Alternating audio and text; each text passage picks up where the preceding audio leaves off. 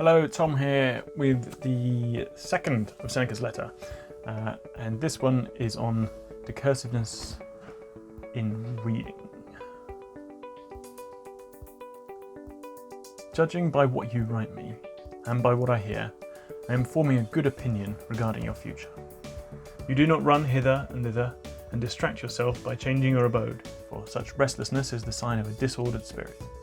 The primary indication to my thinking of a well-ordered mind is a man's ability to remain in one place and linger in his own company.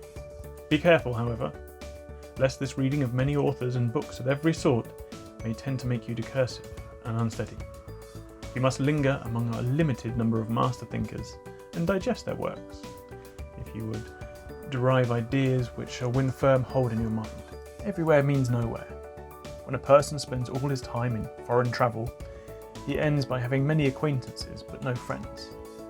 And the same thing must hold true of men who seek intimate acquaintance with no single author, but visit them all in a hasty and hurried manner.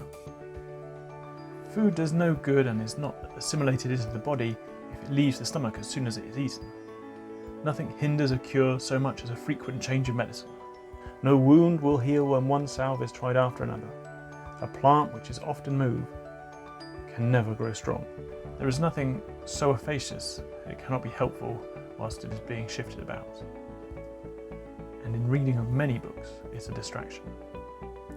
Accordingly, since you cannot read all the books which you may possess, it is enough to possess only as many books as you can read. But, you reply, I wish to dip first into one book and then into another. I tell you that it is the sign of an overnice appetite to toy with many dishes. For when they are manifold and varied, they cloy but do not nourish. So you should always read standard authors, and when you crave a change, fall back upon those who you've read before.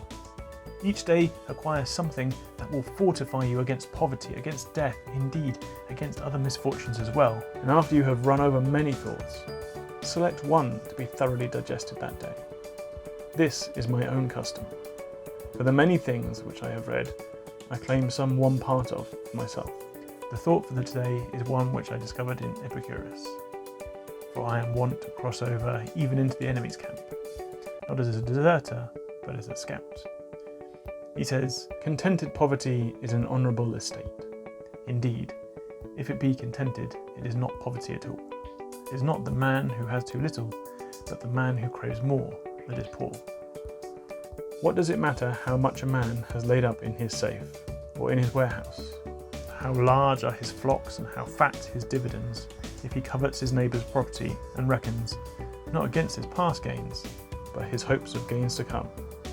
Do you ask what is the proper limit to wealth? It is first to have what is necessary, and second, to have what is enough. Farewell. That's Seneca's second letter, and it's all about reading, which is great.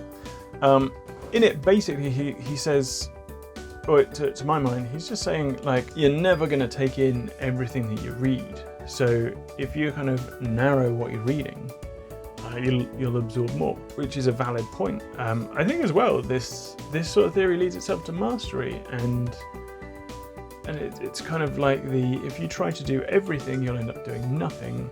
So actually, it's far better to kind of have a smaller focus and really concentrate on mastering one thing, getting one thing, and making that your skill or your ability. And this is the same is true with authors. What you're going to take in, easier to take in all of the works of Shakespeare than it is all of the literary works of the 18th century, for example. So I think he makes a really good point, really interesting point. I think as well, a lot of people might be kind of like, well, you know what, I just enjoy reading trashy romance novels. And I think it should be noted as well in here that he does actually talk about when he talks about this, he kind of says you must linger amongst a limited number of master thinkers. So I think he's saying you can read as many trashy romance novels as you want, but when it comes to things like philosophy or what have you, it's kind of better to stick with a couple and really understand them. In the same way with mastery and trying to become a master of something, you wouldn't only play basketball. You've also got to eat and sleep and do all this other stuff. So I think that's kind of what you're saying there is like in your own sphere, in the sphere you want to become really good in, you stick to the greats. That's it. If you've enjoyed this, if you'd like to see more, we've got the next one coming out tomorrow, letter 3. If you want to help support the channel, click subscribe. Thanks very much. Bye.